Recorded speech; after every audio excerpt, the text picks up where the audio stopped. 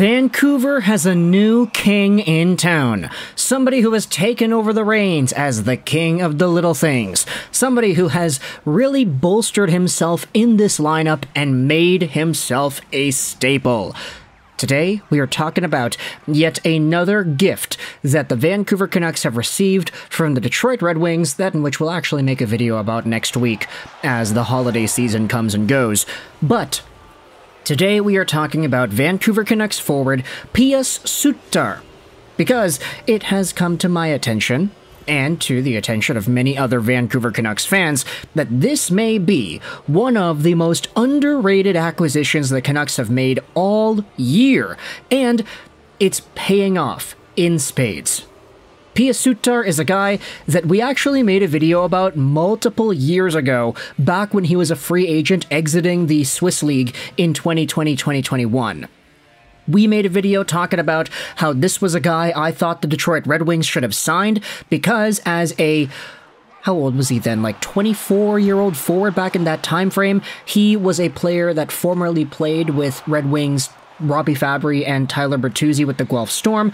We said that there was a good connection there and it was going to be a really interesting sort of reunion, but eventually Pius Suter ended up going to the Chicago Blackhawks. He played there for a season, had 27 points in 55 games played, became a free agent, and then went to Detroit afterwards, and we all saw this as a pretty good move.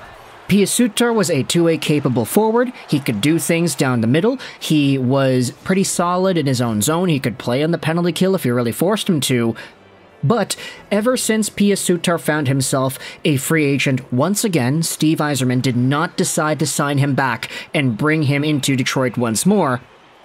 The game changed for Suter, because he ended up signing a Vancouver Canucks $1.6 million contract for 2 years. So 1.6 is the AAV, 3.2 mil is the total contract amount. And so far, with the Vancouver Canucks, especially upon making his return, he's been very good. 7 points, 19 games played, on pace for about 25 points, which isn't, you know, the most impressive point production metric. But there was a post made on the Our Canucks sub that really illuminates how good his presence has been felt. The Vancouver Canucks are 14-3-2 with Pius Suter in the lineup, says I Heard About You 253. I feel like with the first line promotion, this guy will start getting his due. He's the real king of the little things. Subtle stick checks and wonderful neutral zone management and some goals sprinkled on top. You gotta love it. Do you think his first line deployment will hold? Is he the unsung player of the year so far?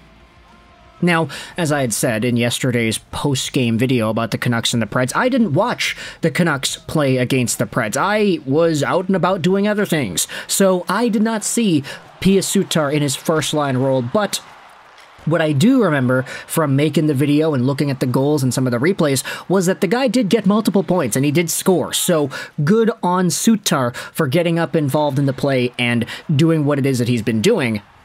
But this stat of the Canucks being so good and so productive with their wins with Suter in the lineup is one that doesn't really surprise me, because early on when the Vancouver Canucks started out the season very hot, you had Pius Suter as one of the main guys on that third line that was just driving super positive results. The Vancouver Canucks started off the season with a whole bunch of wins, and then when Suter left the lineup, along with Carlsson, you started to see some of the cracks in the framework, how the Vancouver Canucks, missing out on the two-way capable play of both of these guys, Suter and Susi, changed the way they approached to their offense, and they started to lose a little bit more. They would split games, win, loss, win, loss, win, loss. They didn't string together wins for a pretty significant amount of time. But then, when Pius Suter came back, you started to see that really stable, defensively minded two-way game bring itself back into the middle and the bottom of the lineup. And this was a guy that just has such a strong grasp of what it takes to disturb the offense from the opposition that he is a super valuable pickup for this team, especially at that $1.6 million AAV salary. This is a bargain of a player. And if he sticks around in the top 6, if he plays with Elias Pettersson, because Andrei Kuzmenko was scratched again yesterday, If this continues and he is actually able to string together more points in the same way that Sam Lafferty has done, in the same way Nils Höglander has done, then this could be a really versatile player that the Vancouver Canucks could use all throughout their lineup. If best case scenario, Andrei Kuzmenko comes back and he's like good as new, good as he was last year, if he gets back up to 20-25 goal form, and you have Pius Suter still doing what he's doing on a third-line role with, let's say, Dakota Joshua or Sam Lafferty, then everything works itself out. And this may be the best bottom six the Canucks have had since the Sean Mathias, Brad Richardson, who else was there, like Mike Santorelli days from 10 years ago? That bottom six in that time frame in 2013-14 was heralded as one of the best bottom sixes in the NHL for a time. And so for Pius Suter to be one of these driving forces that is helping out in the current Canucks bottom six, playing the way Rick Tocchet wants them to play, and doing all the little things right, this is the new king in Vancouver that I think we should be talking about more so. The king of the little things, as this Reddit poster goes out there and comments. I like King of the Little Things. They nailed it. Louis Eriksson punching the air right now with fistfuls of $100 bills. So there exactly is the comparison here. You know, we talked about Louis Eriksson being Little Things Louis, the king of the little things, the player who was played in the top six, not because he could score points, but because he could play well on the boards and defend and do all these things that you need a versatile two-way player to be able to do.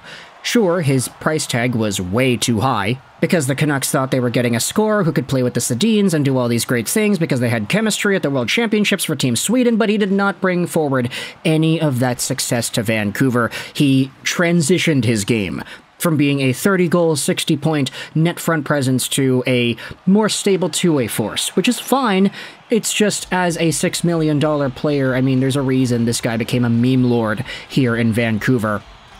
But now, it's time to set aside Little Things Louis, and now focus on King of the Little Things, Pius Suter. I like that tagline so much from the Reddit poster that I'm going to start using it in most of my videos now, because this guy has been such a force, and somebody that I personally have just adored as a hockey player for years now. If you remember watching the video we made all those years ago about how the Canucks, or not the Canucks, but the Red Wings need to sign this free agent from Sweden, then you'll remember just the sentiments that we shared about that. He was a good player back then. He's a good player now. Sure, he may not be on pace for the same amount of points that he had in prior years, but still, he's a versatile bottom six option that can play well in the top six, score points, and do really good things on the PK, and that is what the Canucks need. Once Carson Soucy comes back too, and you really round out the rest of this defensive stability within this lineup, up and down, forwards and defense, this is going to be a fantastic team to watch. And that is all while Andrei Kuzmenko is on the bench. He is in the press box, not playing games, and looking pretty bad when he does play.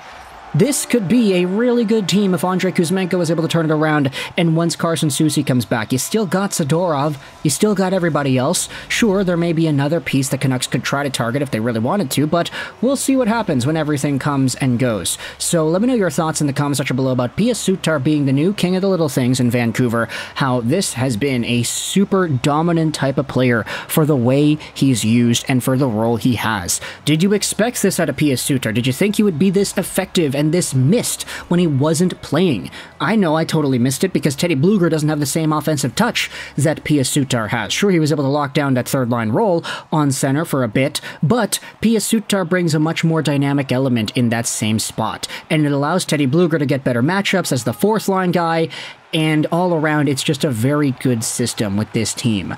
Let me know your thoughts about the Vancouver Canucks Pius Suter acquisition and how he's played so far. I hope you enjoyed this video, and bye.